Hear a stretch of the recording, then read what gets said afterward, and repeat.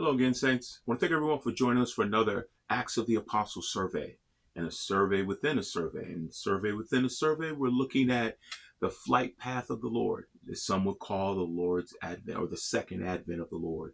And we're looking at the issue about that it is a flight path, the flight path of the Lord, when the Lord doth judge and make war, and actually not making it, but actually he's going to doth judge, and he's going to be as the man of war.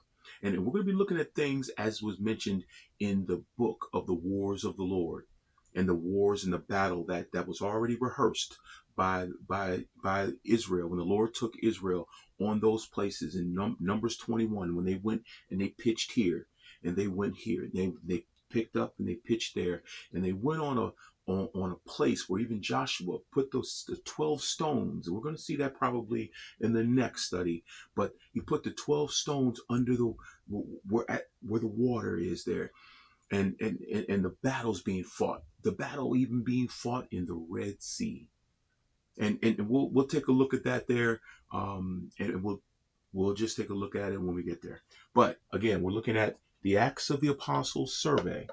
The Acts of the Apostles survey, and again, this is a survey within a survey. This is lesson 5, and we're looking at the flight path of the Lord. And verse 11, when it says, so come, the same Jesus so shall come in like manner as ye have seen him go go into heaven. And seen him go into heaven, and when he went at the Mount of Olives there, and he's where he's going to touch back down at, and things of that nature is what we're going to see. But what we're going to be looking at, as I said before, we're looking at the issues of when what we see, what's being asked there, and what the two men that were standing there, and they told those apostles, why gaze ye up into heaven? In other words, it should be of no marvel. You should know the scriptures. You should know the scriptures of what the scriptures foretell about the Lord coming back there, and when he comes back, where he's going to come back, and how he's going to come back. And he's going to come back, and we're going to look at those 10 nations that hate Israel, but they hated the Lord before they hated Israel. They hated God the Father before they hated Israel. But the thing about this is that what we're going to be seeing is those 10 nations, the Confederate against Israel. But not just only that. We're going to look at out there in Revelation when it talks about the memorial that God's going to set up out there. He's going to set up a memorial out there, so when the people come into that land, when they walk into that land once a year, they'll come up there and they'll walk through that land. They'll be able to see that there's caged, there's animals in a cage, or those fouled spirits caged up right at that point. There's going to be the pit is going to be opened right at that point. There's also going to be you know, when you look at the Gog and Magog and things like that, there's going to be as a cemetery right there at that point. Now, this all sounds far-fetched, but bear with me, and there's verses that back these things up, and not just a verse here, a verse there, but many verses are going to back up the issue about what I just made mention. But the issue here also is that the battle, and that's what we're looking at. When the Lord comes back, he's not coming back just as just Jesus coming there with a palm leaf in his hand, and no, he's going to be coming wroth, and he's going to be wroth with them who he's going to wage battle. And this battle was already rehearsed in Israel's day, and we're going to see that. But let's just take a look at that. Come over now, look at Acts chapter 1, and look at verse 9. Acts 1 verse 9. And when he had spoken these things, while they beheld, he was taken up, and a cloud received him out of their sight. And while they looked steadfastly toward heaven, as he went up, behold, two men stood by them in white apparel, which also said, Ye men of Galilee, why stand ye gazing up into heaven? This same Jesus, which is taken up from you into heaven, so shall come in like manner as ye have seen him go into heaven. Now, we looked at that, and then we also went and looked at numbers, and I want to refresh your memory on some things, because we're going to be looking at some things in particular here. When you look at, and I come down to Numbers 21, and I'm trying to move a little faster today because there's so many things I want to cover with this. I'm trying to condense a 8 to 10 part study into hopefully 4, knowing that the Book of Acts survey is going to take quite a bit of time, not about the time, but quite a bit of lessons there. So I'm trying to condense it in the time frame here of that. So look at Numbers 21, verse 13. And again, this is abbreviated snippet of what we looked at before. And if, as I said, take a look at the context. And when you look at the context, you're going to see the hatred that these nations had for Israel. And when you look even at as I said there, the Numbers 21, when we're looking at this here, all you have to do is take a look at that, and you'll see those that fought against Israel and took some of them as prisoners, as verse 1 says. But just look at verse 13 here. Let's take a look at verse 13. Yeah, I gotta get there myself. Let me get back there myself. Let's put it that way. There we are. Okay. Yeah. And from thence they removed and pitched on the other side of Arnon, which is in the wilderness that cometh out of the coasts of the Amorites. For Arnon is the border of Moab, between Moab and the Amorites. Now, I want you to take a look at something, because, again, this is something that was already rehearsed. And this is something that when we look at what we're going to see down in Numbers 14, matter of fact, let's just stick with the what's going on here, what we just read, 13. You see that Amorites there. Now that should take your attention back to something that was already understood in Genesis or talked about. And you look at Genesis 15:16, it says, but in the 4th generation they shall come hither again, for the iniquity of the Amorites are not yet full. Now this is Genesis speaking about this, and I understand Moses wrote I get that. Numbers is part of that. I get all that, but the timing of this wasn't yet. But in the 4th generation, it will. And so now what you're looking at, 4th generation things, you got the book of Numbers here, and notice what's going on. They already came out of Egypt and things like that. But now look at I hope you get that detail. I just want to bring that detail out. But now look at verse 14.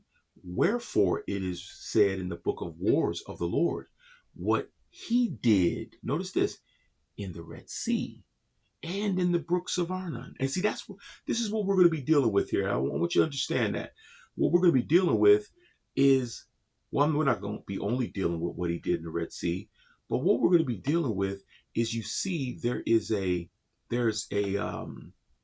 what he did. Well, what did he do? Now, he fought a war in the Red Sea. And that's why it says, wherefore it is said in the book of the wars of the Lord, what he did in the Red Sea. And notice this, and in the brooks of Arnon, there's waters there. Brooks is a stream. Yeah, I mean, brooks, there's waters. And notice in verse 15, it's going to say the stream. Look at verse 15. And at the stream of the brooks that goeth down and dwelling in Ar, and lieth upon, notice this, the border of Moab. You see what's going on here? There's iniquity. There's going to be a battle that's going to be fought in water. And he's going to be fighting against his enemies, and he's going to prevail against his enemies, as verses, we'll get to Isaiah pretty soon, but you'll see that what's going on there. But notice the Red Sea, what he did in the Red Sea, what he did, the battle that was fought there, what he did in the brooks and in the stream that go by the border of Moab. See, in those waters, there's going to be Satan's angels are going to be in those waters.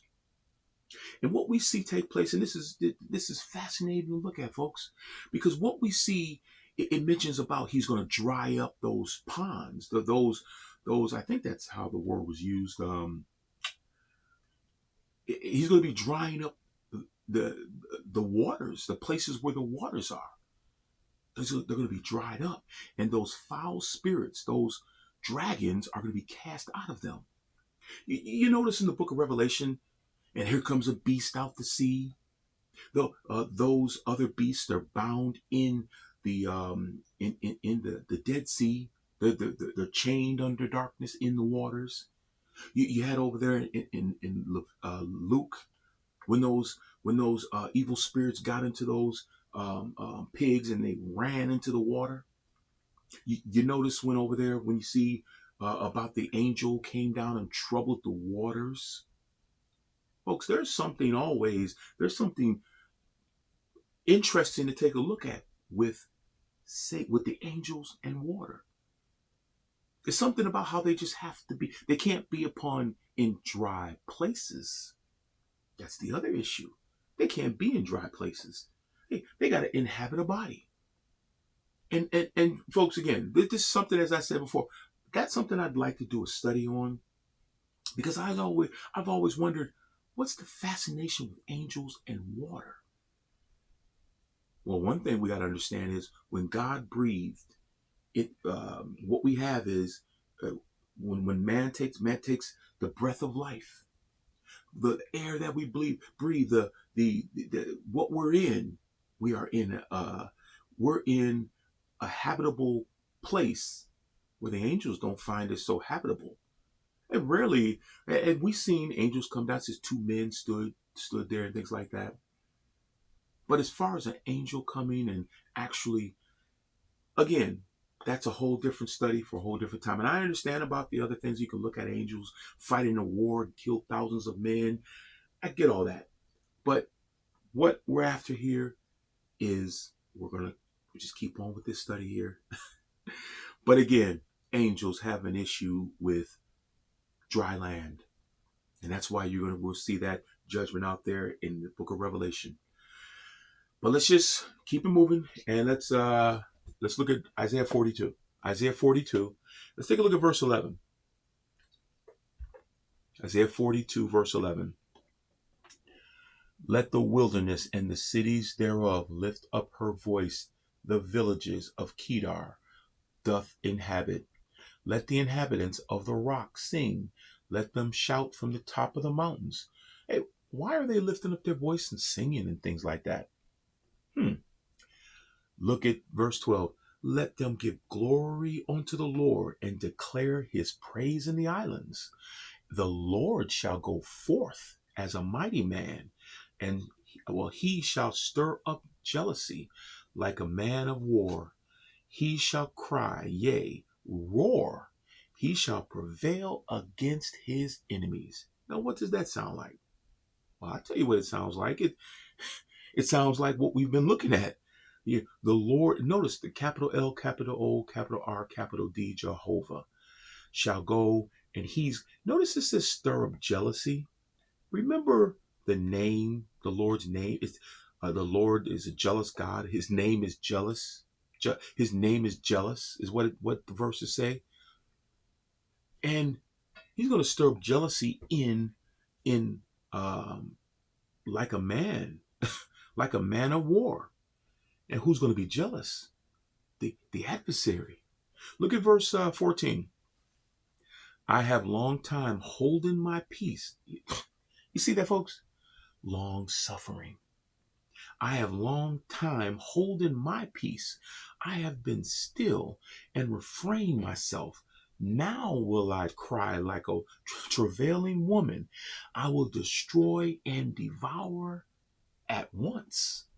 Notice it's going to be quick. Uh, His wrath is, he's wroth. I will make waste mountains and hills and dry up all their herbs. I will make the rivers islands. I will dry up the pools. You see, folks, all you have to do is think like this. What if someone came into your home, a home that's yours, bought, just say you bought and paid for it. Then you go on vacation and squatters came there. Just say that's the case. Now, I understand this right here is a long period of time here. And then just say, for instance, you come back home after a 7-day vacation. You got squatters in your home. Now you got to evict them. And just say they're having parties every night. They're in there and there's 20 of them, then 50 of them. And they're just, you're looking from afar off and they didn't broke the windows out and they're partying on top of the roof and all these things took place. Now, you can't wait. You're being long suffering. You have a long time holding your peace. After that 30 days is up, you can't wait. You're going to go in. Are you going to wait a 30 days to clean up after them? No, you're not. You're going to go right in there. And are you going to press charges? Of course you are. You're going to go in there, not only press charges, you're going to go in there the same day, clean that place out. You're going to make it habitable. You're going to make it back into what you designed it to be. And see what God is doing. That's why the land has to have its Sabbath, its rest, to, if you will, vomit up the inhabitants of the land. But look at Psalms 83 now. And look at Psalms 83. And when you look at Psalms 83, when you see, I didn't put the first couple of verses in there, folks, when it says about about them hating Israel. You can see that in actually in verse 1 and 2, it mentions about that those asp recognize that the surrounding land, those, they hate them.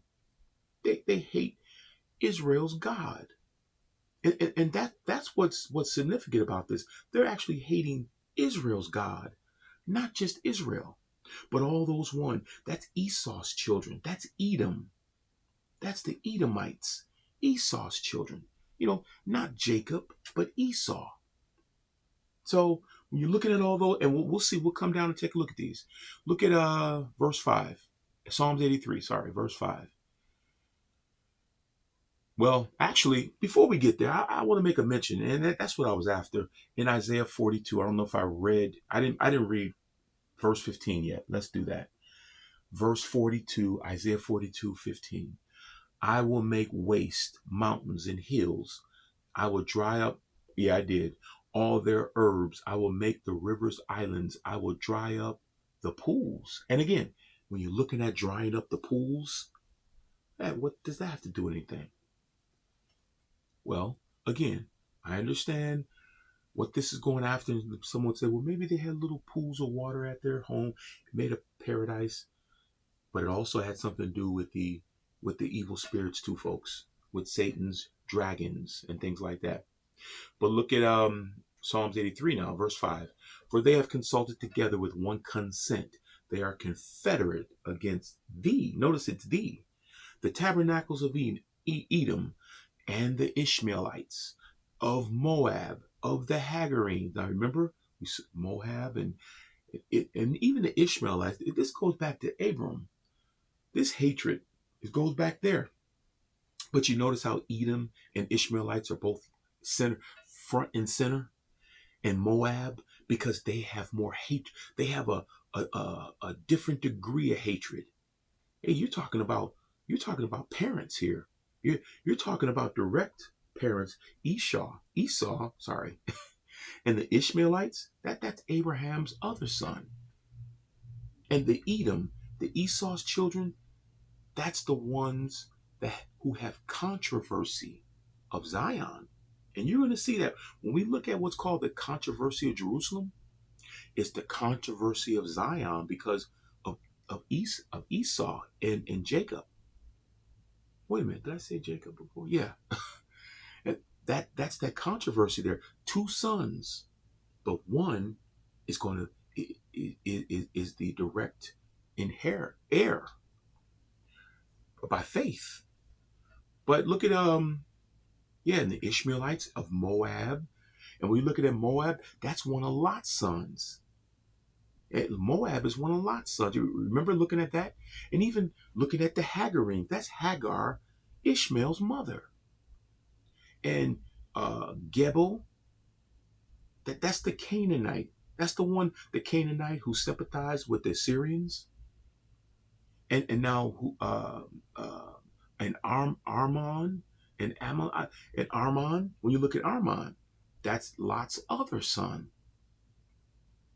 Then you got the Philistines. It says the Philistines with the inhabitants of Tyre. You look at the inhabitants of Tyre. You're dealing with all those. Well, we don't have to go on to that there, but because you'll see that those are the along the border. And the Philistines, we know what the Philistines. That's the Canaanite warring people, the warring sea people. You know, but then you got Asher. It says, and Asher is also joined with them, and they have hope in the children of, notice this, Lot, Selah. Wait a minute, the children of Lot? Well, again, this is what you see going on, and all this that comes by way, you know, you have Amalek. I don't know if I mentioned Amalek, you know, and they were the first nation to oppose Israel when they came out of Egypt. That was the first nation that opposed them. I think I left them off. I don't know if yeah, that's right. I was dealing with the Philistines. But we see with the Philistines and the you know, who they were. But look at verse 9. Do unto them as unto the Midianites, and as to Sisera, as to Jabin, at the brook of Kison. Now, notice it says, do unto them. You know, that's do unto, what do you mean?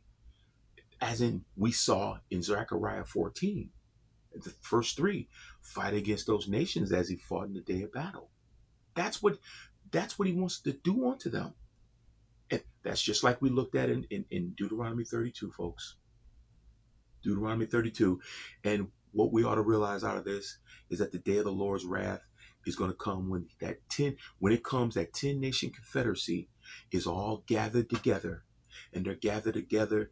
Those are those that hate God, and they're going to persecute the church, and they're trying to wipe them out of remembrance. And that's going to be Satan's last ditch effort to wipe them out. But that's what Satan's plan of evil is all about. What we're going to do, you know what? Let's I'm going to take a look at in Job in a minute. We'll look at Job 38 in a minute and look at some of those details and what I made mention about how the earth is going to be moved. And I know in the last study I just did, some might say, wait a minute, the sun's going to take hold of, and the sun's going to be the one to move things out of the way. And, you know, maybe the earthquake will be just a big earthquake, but not like maybe he's saying. No, you're going to see the way the Word of God says, how men are going to be shaken out of it. And when I made mention about the hosts of heaven, how they're gonna assist in God's vanquishing, making a new heaven, a new earth. You know, we looked at verses that mention about the earth is going to be melted. It's going to be, and I forgot the word that was used there, but it's going to be pretty much all melted. And it's going to be put to God's usage. Mountains are going to be shook, and things are going to be made in a sense where everything's all crumbled and laid flat. I'm not talking about flat earth, folks, but things are going to be made leveled, where God can just say, okay, well, I created things. Now what I'm going to do, it's going to be a bare, now a new chalkboard. I'm just going to create and put down here where it ought to be. And that's where it's going to be. But let's just move on now. Come over to Job 38. Take a look at Job 38. And we're going to see that there. And we don't have to look at anything about Job and his counsel by his friends and his wife or nothing like that. But we'll just take a look at verse Job 38. Let's just look at verse 30. I should have went over here to verse. I really should have went to verses 8 through 11. You know what? We looked at that earlier about verses 8 through 11 when he talked about the sea and that decreed place and all that, you know, and where what God's going to do. And these are things that Jacob was given to see. You know, Jacob also was given to see with the ladder about the place where God is going to where his place is going to be. But also, you know, we'll see that God broke that land up. And he says he did it for it. And that it is the sea. Okay? And he did it for it, which is the sea. So we'll see that. We'll get to that. And I should have brought that, you know, to remembrance earlier, you know, because what he did there, he did that, and he did it for. And I'm just, again, folks, I'm thinking about adding that, and that's why I'm thinking about it. You know what? Matter of fact, let's just do that. Come to Job 38. Job 38, and let's take a look at let's look at verse 8, and then what we'll do, we'll go to 30. We'll go do that later. But Job 38, look at verse 8. Man, because you know what? Gotta deal with that. Yeah. So, Job 38, verse 8. Or who shut up the sea with doors when it break forth, as if it had issued out of the womb? But now, when you see this here, you know, out of the womb, when you see this, who shut up the sea doors when it break forth as it is issued? Now notice the sea with doors. God did something with the sea. There was judgment done in the Red Sea. And it's not just he shut the doors up so it won't fall on Pharaoh's men anymore. No, this is going beyond that. And I want you to keep that in mind. When I made the cloud, the garment thereof, and the thick darkness as a swaddling band for it, and break up for my decreed break up for it my decreed place, and set bars and doors, and said, hitherto shalt thou come, but no further, and here shall thy proud waves be stayed. And notice this is what God did. And he said he did this for his decreed place. Now, I want you to keep that in mind and where he did this at. And when you look at that, you'll see where this is located and how all this is going to play into Isaiah 27. Now, as a matter of fact, instead of going to Job 38:30, let's just we'll come back there. Come to Isaiah 27 now. Isaiah 27 and look at verse 1. Isaiah 27, verse 1. In that day the Lord with his sore and great strong sword shall punish Leviathan, the piercing serpent, even Leviathan, that crooked serpent, and he shall slay the dragon that is in the sea. Now, notice this is in that day the Lord with his sword great. Notice his sore and great strong sword. Well, you see what he's going to do against them. That's the adversary there. And what he's going to do, you know, when it talks about that, it's going to be, this is where the major opening of the pit is. And that's why when you see Jonah, who he's set as the type of a Lord, when he's tossed overboard and goes down through the sea, he's swallowed up by a whale.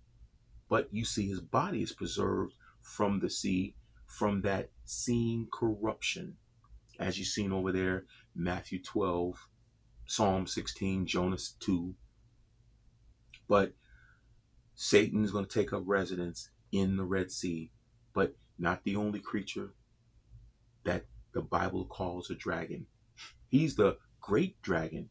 As I said before, there's going to be other dragons in the seas. And we'll see that. We'll see that there. Matter of fact, come over to, and we'll take a look at that. Come over to Psalm 74. And I want to look at those dragons also with Leviathan. Look at Psalm 74, verse 10. Psalm 74, verse 10. O God, how long shall the adversary reproach? Shall the enemy blaspheme thy name forever? Why withdrawest thou thy hand, even thy right hand? Pluck it out of thy bosom. For God is my King of old, working salvation from the midst of the earth. Thou didst divide the sea by thy strength. Thou breakest the heads of the dragons in the waters. Notice plural, heads and dragons. Those, what you see here in verse 13, notice it says in the sea, and notice but notice in verse 10, the adversary, singular, blasphemy thy name. See, that's what's going to be going on. But notice the waters, plural. See, when I made mention about those, how those Satan's angels got to be in water. Remember, there's going to be waters that they're going to be in. They're going to come out of those waters. Folks, those 10 dragons, those 10 heads are 10 dragons that are going to be in 10 waters surrounding the nation of Israel. Those 10, well, when I made mention about you got the heads, I meant to say, and you got the 7 crown, all the crowns. That's a whole different study. I don't want to confuse you and get things in there going to which one speaking of the heads and what's the me saying it was going to confuse the study of what we're actually looking at here. But those 10 waters are going to be 10 dragons, Satan's heads. They're going to be in those waters. Those waters, this is what I'm after, not that, but those 10 waters surround the nation of Israel. Those 10 heads, those 10 dragons are going to be surrounding the nation of Israel, and they're going to be the heads of those kingdoms in that land, in those surrounding lands. That's what's going to be taking place out there in that day with these heads in those waters, these dragon but notice, breakest the heads of the dragons in the waters. See, that's where when you get out there in Revelation, what the heads are all about and the crowns. But look at verse 14. Thou breakest the heads of Leviathan. But notice, Leviathan himself has heads. See, folks, this how this ties into Revelation. When I made mention about those 10 heads are dragons, they're going to be in 10 waters that surround Israel and are confederate against them. And what you see in verse 14, this is Satan's heads, his head guys, if you will, in pieces, and gavest him to be meat to the people inhabiting in the wilderness. Thou didst cleave the fountain of the waters. Let me just read it instead of coming off the head there. Thou didst cleave the fountain and the flood. Thou driest up mighty rivers. Notice the rivers, and the rivers are mighty. Wait a minute, why are they mighty? Because they have a large volume of water in it. And they're mighty because those foul spirits are going to be in them. They're going to be dwelling in those waters. And those waters, they surround the land of Israel. But that flood, that flood was that's after the flood, when God broke up his decreed place for the sea. And see, Satan knew what that was all about. And what you're going to see, all those things, and we'll get to there, about those foul spirits. Those foul spirits that we're going to see, where Satan posted, he's going to be posting his foul spirits in those waters to surround the land of Israel. And then those waters are going to be dried up and they're going to be vomited out of them. You know, and these are, again, what it's going to be, that's going to be a hotbed out there in that day. You're going to have foul spirits in the waters. You're going to have 10 nations waging turmoil against Israel. But Satan is going to be that dragon, that Leviathan out there in that day. But you know what? Let's just let's see. You know what? Now what we'll do, we'll go to Job 38 in a second. Well, what you see taking place there, Satan, and what Satan is going to do, he's going to be operating in that power of darkness back again out there. He's not going to be as an armor, as the angel of light, as he's acted, as he's today. He's perceived as that. And that's what he's transformed into, that, the power of the air. But what you see taking place here in the flight path of the Lord is the Lord coming back, and the Lord's going to be as that redeemer unto those that are justified. But he's also going to be the deliverer and their avenger. And in delivering them and avenging them, his wrath is going to be hot. He's going to be wroth. He's how long he's been holding his peace. And when he comes back, he's going to be coming back to avenge. He's going to come back to deliver them. And what's going to take place with Satan out there? Satan and his angels, they're going to be out there in that land. But that battle was already fought. It was already, that the head of Satan was, the head of that dragon was already wounded in those waters. And it was Israel also that wounded. And Israel was a type of Jacob, that mighty prince in that day. When they went to those places on that dress rehearsal, they were prevailing. They were destroying those cities. That was in the book of the wars of the Lord. That's where it's written at. But you know what, folks?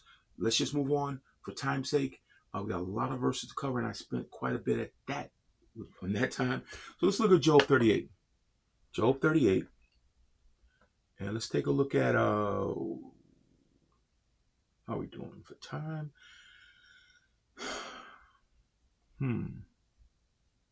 Let's look at verse 30. We'll look at verse 30 here. And a couple things. And again, as I said before, when you're looking at when the battle is going to be fought there, when the Lord's going to go and he's going to dry up the Red Sea. Leviathan's going to be kicked out into the desert. And I want you to get that there. Because all them places where all those dragons are going to be, their head is going to be bruised. They're going to have, it talks about in Revelation about that wound and all that stuff, but they're going to be kicked out into the desert. And that's when he goes into these places and he dries up those waters. He kicks those dragons out. And Satan gonna try to get them and gather them to battle. But when you're looking at what all you see here, even as Numbers 10 talks about, how they packed up the tabernacle and they moved it. They didn't do that on their own. They did that because God told them that I was going to lead them to specific places. And that's the beginning. Numbers 10 is when they grabbed the tabernacle. But in 21, you see them going to those places. But that's how God did it, But again, when you're looking at this, they went to those places, and even as let's just go to, because I was going to talk about how they went and those, when they took the tabernacle, but that gets into many other verses, folks, we could look at. But man, really want to get to that, but I don't think I was talking about the ark, and the things like that, and about how they set the ark forward. Israel set forward, and then they went to those various places. When they started out, they rose up, and when it says, "Let thine enemies be scattered," well, that's going to be the same thing with those dragons. That each time when they go to those places, they're going to go to those places. There's going to be a body of water associated with those places. As those enemies are scattered, so are those dragons, where the Lord is going to be bruising their head, and they're going to be scattered too. And let them that hate thee flee before thee. That's Psalms 83. And so, folks, we should have been looking at this. Oh, my goodness. Oh, man. And again, you see, he's going to go, and he's going to go to them exact same places. And when he kicks, when their enemies are scattered and flee before them, so also is he going to dry up those bodies of water, and those foul spirits are going to be also scattered and kicked out of there, especially Leviathan, where Leviathan's going to be. And that ark that's not carried by anyone as you see today, but that's going to be that ark which is before that mercy seat. And so, but again, let's look at verse Job 38, and we'll come back. You know what? I might hit that in the next study. We'll see. But look at Job 38 and look at verse 30. We've been trying to get to this for a second here, but Job 38 verse 30. Yep, let me leave it like that. The waters are hid as with a stone, and the face of the deep are frozen. Canst thou bind the sweet influence of Pleiades, or loose the bands of Orion? Canst thou bring forth Mazzaroth in his season, or canst thou guide Arcturus with his sons? Knowest thou the ordinances of heaven? Canst thou set dominion thereof in the earth? Folks, I only wanted to touch on this because what I wanted us to see is these things are part of what God is going to use to subdue the earth back onto its place. And I just wanted to touch on this because what we mentioned before.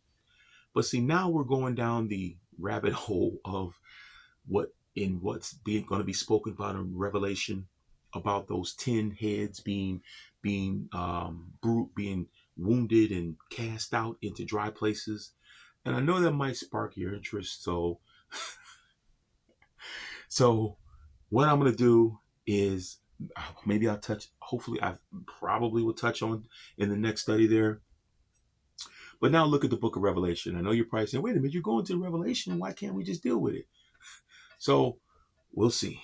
Look at Revelation 16. Revelation 16 verse 18. And there were voices and thunders and lightnings. There was a great earthquake, such as not was since men were upon the earth. So mighty an earthquake and so great. See, people, and as I'm saying this here now, folks, this is Monday, okay? And I've just heard there's an earthquake somewhere across the world, and unfortunately hundreds of people died in that, and that's very unfortunate. But the issue with that earthquake is I don't feel it over where I'm at in Michigan. I don't feel it here. And it might be great for the people that are there, but you'll have some people to say, see, this is Revelation. We had an earthquake here. There was another earthquake over there. And no, this is not. This earthquake is not the earthquakes we see today. This says, such as was not since men were upon the earth. So mighty an earthquake and so great. Listen, look at how great this one is. The great city was divided in 3 parts, and the cities fell, and of the nations fell, and great Babylon came in remembrance before God, to give unto her the cup of the wine of the fierceness of his wrath. But you notice the great city is going to be divided into 3 parts. Remember, even Mount Olives, that's going to be divided. A northern part and a southern part. Again, folks, there's so much to look at in just that study alone. But then Every island fled away. Mountains were not found. Well, where'd they go? They were demolished. And there fell upon men a great hail out of heaven. Now, this is what I spoke about.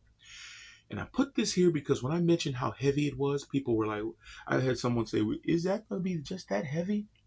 Well, you look up how much the weight of a talent is. And there fell upon men great hail out of heaven, every stone about the weight of a talent. And men blasphemed God because of the plague of hail, for the plague thereof was exceeding great. Men are going to know this is God doing this. They're going to be blaspheming God for those judgments, those same judgments that was upon Israel, Egypt in that day. Sorry. Those same judgments that was upon Egypt in that day. Well, they're going to be greater. These judgments are going to be 7 times, and all that. And what I mean by the number I used was because when you look over there, what's being shown with those 5 courses of punishments, and when the Lord said, if thou wilt not hearken, then I'll punish you 7 times more. And if you will not for all of that, and that judgment, I'm not saying the Lord's using that scale of judgment. That's not what I'm saying either. But I just said that. But well, but in looking at this here, what we see take place is you see that judgment that God is going to put upon the earth in itself, his being wroth against even the physical earth in which they violated, so to speak. And you notice oftentimes when it talks about the land enjoying its Sabbath, because the way God looks upon that is that's holy place, that's holy ground. You're not going to bring that your whoredom in that land, in the place where I said is going to be Zion. That's where I'm going to put my feet on. You notice what it says? And his feet shall stand upon. Remember what he told Moses? Take off thy shoes, for this is holy ground. And the whole issue there about the land, even the land's going to get destroyed. All the mountains demolished. And what do you think is going to happen to those man-made images? It's going to also get destroyed, be brought to nothing, demolished, again, of no more. And so when you see what's going on here, you see that's being taken place. But then also, the men are going to have a judgment. There's going to be a judgment against the land, judgment against the men of this world, judgment against Satan and his dragons. There's going to be judgment against them as well. And they're going to be brought to naught. And that's what we're looking at today here. Satan and his dragons are going to be evicted out of those waters, where they're going to be sitting right in those 10 places that wage turmoil, and they're all surrounded. If you take a look at a map, look at the map, and you'll see those 10 nations. Tyre's going to be up here. Well, Tyre's going to be up there to that side of Israel. You're going to have the waters here. You're going to have that big body of water. Then you look at it, Tyre, and then you're going to see all those countries surrounding the land of Israel. And in each one of those countries, there's going to be a body of water here, body of water down there, body of water over this way towards Iraq and Iran and all that. And you're going to see the ones waging turmoil. They're going to be bodies of waters there. But let's just move on. Now take a look at Isaiah 34. Isaiah 34, and let's take a look at verse. Let's look at verse. Yeah, I should have looked at. Yeah, I didn't. But yeah, Isaiah 34. Look at verse 1. Isaiah 34, verse 1. Let me make sure I get there myself.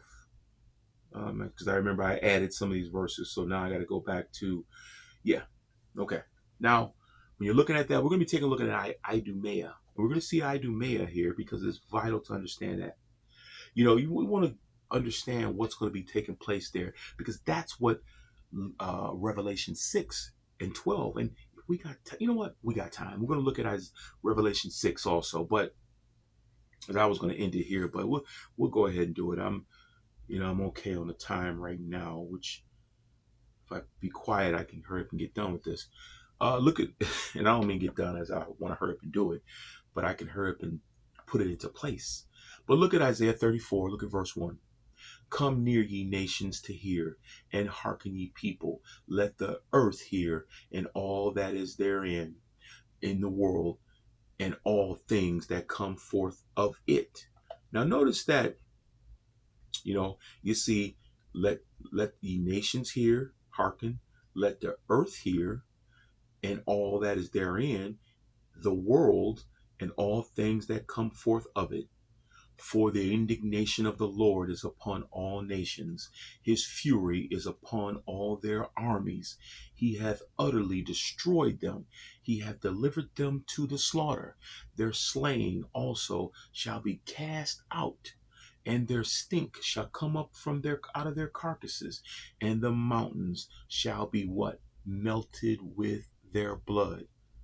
Hey, wait a minute. What? I thought, when you look at people when they talk about, that's not my God. My God is not a wicked and evil God that's going to send people to hell. My God is a loving God. My God, he made provision. So how can my loved one, even though he didn't accept Christ, my loved one be in a place of torment? God's not going to do that, folks. When a man rejects the goodness that's given unto him and as being a sinner, and God said, I forgive your sins through my son. My son, look at the provision, my son, the redemption he's given unto you. And the man says, you know what, man, I know there's a Jesus. Who cares to even learn about that type of stuff? I don't care to learn that. I'll get to it when I'm ready.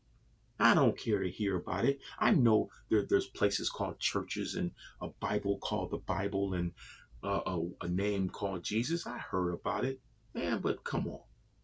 And then God's going to say, yeah, I understand what you're saying, but you're, again, folks, I don't want to spend too much time on that, but you know where I'm going with that.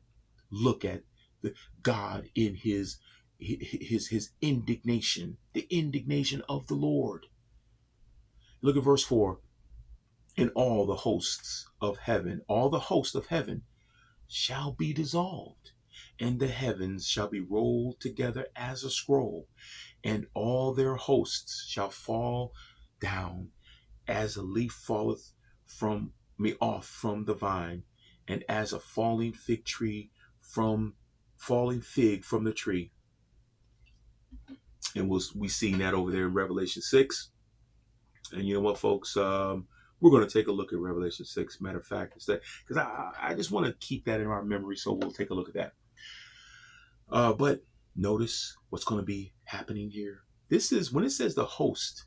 See, God's not having judgment against the host of heaven. And I left that out as the fourth one that God's going to bring judgment against. But it's not of their own doing. Remember what Romans 8 says about the creature was subject to vanity, not willingly. It wasn't of their own doing, but because of Adam, all that it has been done. Everything you see here was Adam's doing. Because of Adam, this is what happened. But now look at verse 5. For my sword shall be bathed in heaven. Behold, it shall come down to where? Idumea, and upon the people of my cause to judgment. Now, when you see there in verse 5, it has a specific location in view. And that's where and that's not the only place he's going to fight the battle. But as we see what's going on here, this is going to be taking place in that lower part of Israel, or Idumea. Now look at verse 6. The sword of the Lord is filled with blood. It is made fat with fatness, and with the blood of lambs and goats, and the fat of the kidneys of rams. The Lord hath a sacrifice in Borazah, and the great slaughter in the land of Idumea. Now I want you to Notice it didn't say great slaughter in the other lands, but great slaughter in the land of Idumea.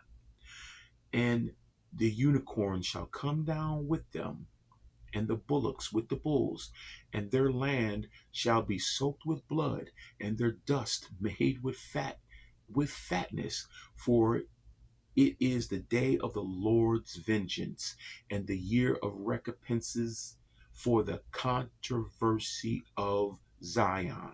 And see, folks, notice, I want you to get this, because notice it's for the controversy of Zion, and notice Idumea is on the lower part of Israel. Remember when you have that, this is with that birthright with the Edomites, with Esau. And the Edom is on the lower part of Israel. And when you see what happened when you had Jacob grabbing a hold of his heel, you know, and that this all goes to that birthright, folks, and that controversy for Zion. Of Zion. In other words, that's a controversy with God, of them against what God put in order. And the Idumea is the birthplace of the Edomites, and they're Esau's descendants. And that is, it's over who is going to own Israel. And Idumea, that's where the fire is going to be kindled. That it's going to be kindled to the lowest hell. And you'll see that. Look at, and remember what it said, the great battle? And the streams, verse 9, and the streams thereof shall be turned into pitch, and the dust thereof into what? Brimstone. And the land therefore shall become a burning pitch, and it shall not be quenched night nor day. The smoke thereof shall go up, notice this, forever. From generation to generation it shall lie waste. None shall pass through it forever and ever. That lets you know there, folks, how it's going to be. And notice, I want you to get this part also. That fire is going to be kindled, and it's going to burn down to the lowest hell. And burning down to the lowest hell, it's going to be where it's kindled. And that's where you see it's going to be burning, and something's going to be opened up, and it's going to be exposed. And the covering to it is no longer going to be there. That's where it's dealing with, where the opening is going to be. It's going to be in Idumea. That's where that opening, you'll see there's going to be an opening there. And this is right before Israel, right before the land is where this is. So we're going to deal with that in a second, but I'm going to be dealing with Revelation 6 shortly. Revelation 6 we're going to deal with shortly, just to highlight on those things. And I'm not going to spend too much time on Revelation 6 because this is just, it's going off of what we just saw. But in looking at that land in Idumea, there's going to be things, and I'm going to touch on a couple of things. Man, time. But I'm going to touch on some things about that land, and about the they're going to be the land, the opening to the pit. There's going to be a fire kindled there, and it says forever. It's not going to be that there's going to be a growing fire that's built up in the land right there, so they can look and see the fire, a wall of fire or anything like that. But it's going to be that fire kindled. It's going to be, and you'll see the lowest hell is where that's going to be to. But it's going to be there for a memorial. And there's going to be some other things there for a memorial, right as you see going up into Israel. And it's going to be in the same route, same way that when they come into the land, they're going to see, oh, on one side, they're going to be coming, the land's going to be, say here, oh, they're going to be coming into the land, and they're going to have to pass by that there. They're going to pass by that. They're going to pass by that, get into the land there. But it's as a remembrance or a memorial. But let's just move on. Move down to Revelation 6 and look at verse 10. And they cried out with a loud voice, saying, Oh, how long, O Lord, how long, O Lord, holy and true, doth thou not judge and avenge our blood on them that dwell on the earth? and white robes were given unto every one of them. And it was said unto them that they should rest yet a little, for a little season, until their fellow servants also and their brethren that should be killed as they were should be fulfilled. See, folks, they knew what was. God's not just yanking them here and they're going to protect, giving them traveling grace or putting a hedge of protection around them. They know they're going to be killed for the Lord's sake. These other ones were killed for the Lord's sake, and they have consciousness, folks. But look at verse 12. I beheld when he had opened the sixth seal, and lo, there was a great earthquake. And here it is here. And the sun became black as sackcloth of hair, and the moon became as blood. Why? Because they're getting ready to be of no use. They're not going to serve their prior use. They're going to fall. Look at verse 13. And the stars of heaven fell, notice this, unto the earth, even as a fig tree casteth her timely figs, and when she was shaken of a mighty wind. No, see, folks, when those things come down, it's not going to crash into the earth. It says it's going to come unto the earth. Okay, I want you to get that. The stars of heaven fall unto the earth. Look at verse 14 again. And the heaven departed as a scroll when it is rolled together, and every mountain of the island were moved out of their places, and the kings of the earth, and the great men, and the rich men, and the chief captains, and the mighty men, and every bondman, every free man, that's all of them, hid themselves in dens and in the rocks of the mountains, and said unto the mountains and rocks, fall on us, hide us from the face of him that sitteth on the throne, and from the wrath of the Lamb, for the great day of his wrath is come, and who shall be able to stand? Notice that they know there's a great day coming, or should I say, a great day cometh. and this is what they know. And so, what we'll see in the next verse, which we're not going to be long on, but we're going to see in a second here about God's wrath, and which is kindled against, as I said before, against the men of this world, against the judgment, against Satan and his angels, against even the land itself. The land itself, there's going to be judgment. And well, I'll just say the earth itself. I'll just put it in those terms, the earth itself, but even also against the heavenly places, I don't mean the third heaven, but the actual terrestrials, against the second heaven, would you say that, with the stars and moons and Pleiades and Orion, all that. And when it says loosen the bands of Orion, or bind the sweet influences of Pleiades, well, if you bind the sweet Pleiades, well, if you're binding it, it must be loose. If you're loosening the bands, they must be bound. And so that's why it mentions about those things are going to be of no more to the usage that God put it into play. When God hung those things up there, where were you, Job, when I did those things? Can you bind? Can you loose and all those things? But this is what we see going on, and this is what we're going to take a look at. And let's just move on for time's sake here. And I know many would rather I do it this way and add the verses versus take my time. So look at Isaiah 66. Isaiah 66, look at verse 15. For behold, the Lord will come with fire, and with his chariots like a whirlwind, to render his anger with fury, and his rebuke with flames of fire. Now see, as I mentioned there, the Lord is going to gather from the treasures of heaven. He's going to gather that fire from the treasures, and that and the brimstone, those stones of fire, the coals. He's going to be bringing that with him. For by fire and by his sword will the Lord plead with all flesh, and the slain of the Lord shall be many. They that sanctify themselves and purify themselves in the gardens behind one tree in the midst, eating swine's flesh, and the abomination and the mouse shall be consumed together, saith the Lord. That's from that one to down, even down to the little old mouse. Look at verse 22. For as the new heavens and new, notice this, and new earth, which I will make, shall remain before me, saith the Lord, so shall your seed and your name remain.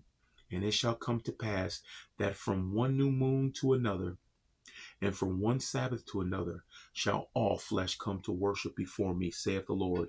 See, that's what all that new moon and new moon, the new moon and all that, and the Sabbath, all that is going to signify a memorial, a remembrance when the Lord's coming to have his day and set up his residence. But look at verse 24. And they shall go forth and look upon the carcasses of men. Notice this.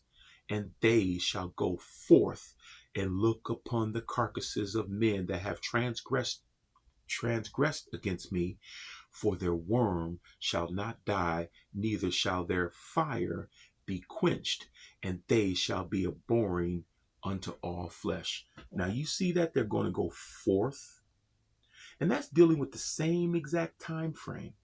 That's the same exact time frame when we look at what's being shown there, and that's going to be that location that you see is what they're going to be doing.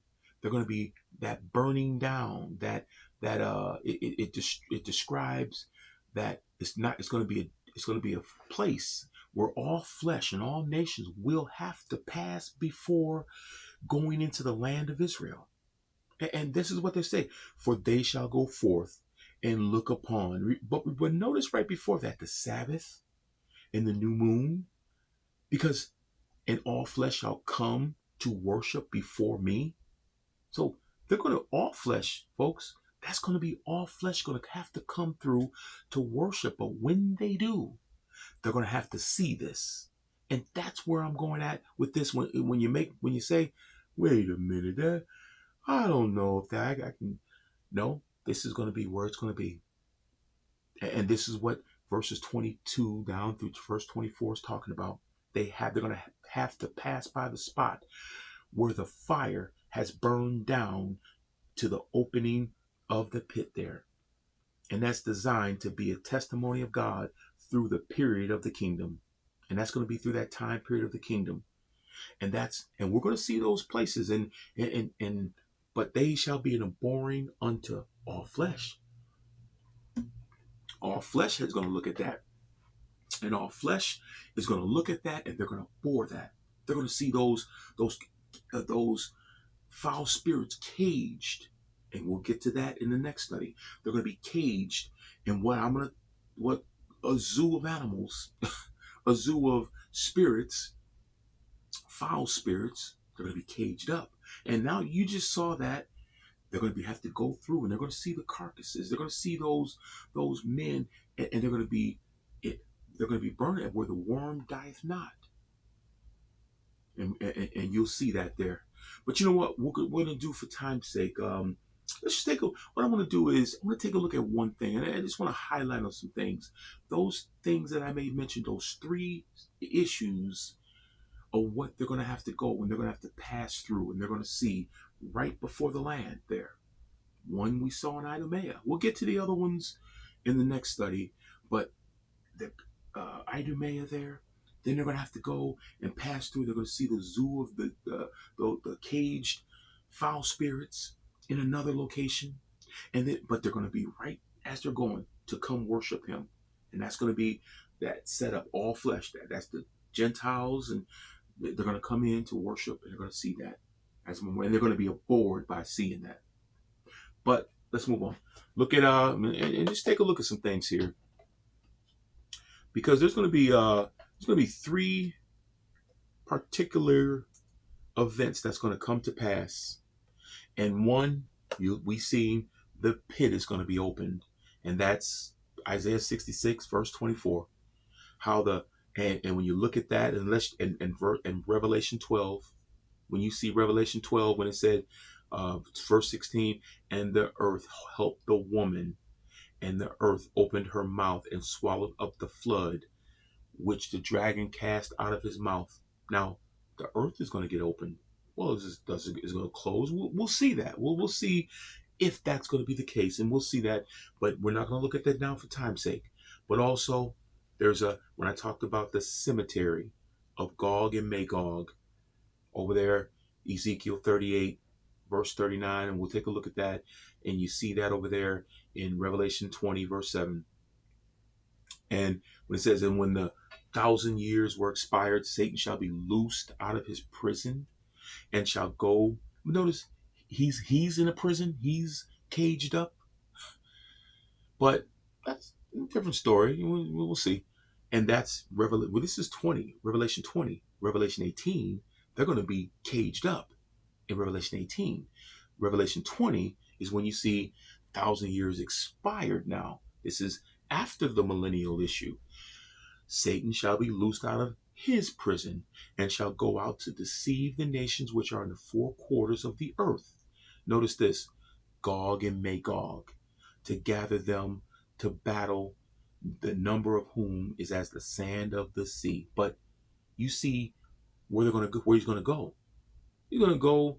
He's going to go out to deceive the nations which are at the four quarters of the earth, Gog and Magog, to gather them to battle. Oh, why are they going to be wroth? Well, we'll get to that.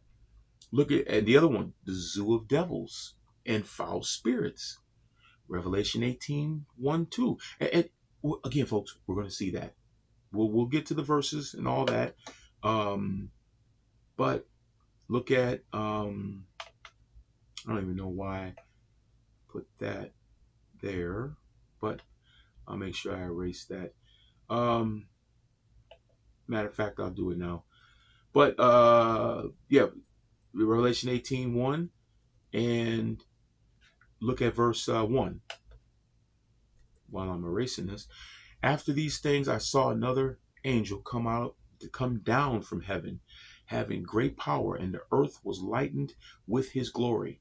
And he cried mightily with a strong voice, saying, Babylon the great is fallen, and is fallen, and is become the habitation of devils. Notice what it's become. And this is, again, Revelation 18. This is before they are caged up and Satan is bound. But this is the judgment that's going to be before the millennial, but you'll see. And notice what it's become. Babylon, and see, this is what I mean about the location, folks. Babylon, where's Babylon going to be? Babylon also is going to be right before. So this is where the location of where this cage of every unclean spirit is going to be at. That's the location. It has become a habitation of devils, not just that, and the hold of every foul spirit, and the cage of every unclean and hateful bird. Now, these are all things these are the foul spirits and devils and things like that. And we'll get to the details of that later. We'll get to the details of that and why it says, well, devils and foul spirits and birds. And again, folks, it doesn't go into a sense of drawing anything into, actual birds. Well, you do know that there are different angels and different ranking and seraphims, and there's the cherubim and things like that. But the issue, you're dealing with ones that wage confederate with Satan, and that's what they're going to be. That's what they're going to be holding out there in dry places where they don't want to be. So, but not just that. That's going to be in Babylon, which is right before the land. So we'll see, but I mean, we'll get to that in the next study and things like that. But as you can see, there's a lot that goes into this, folks, and the Lord's return. And looking at the book of Revelation, and I didn't think I was going to deal with the book of Revelation in this survey as much, because then it'll whet the appetite to say, well, let's doing a study on the book of Revelation, which I was this close from doing. But again, it's more needful to do this and then go into something like that. But we'll see. But next study, we'll take more look at that. But I want to thank everyone for tuning in. Till next time, thank you.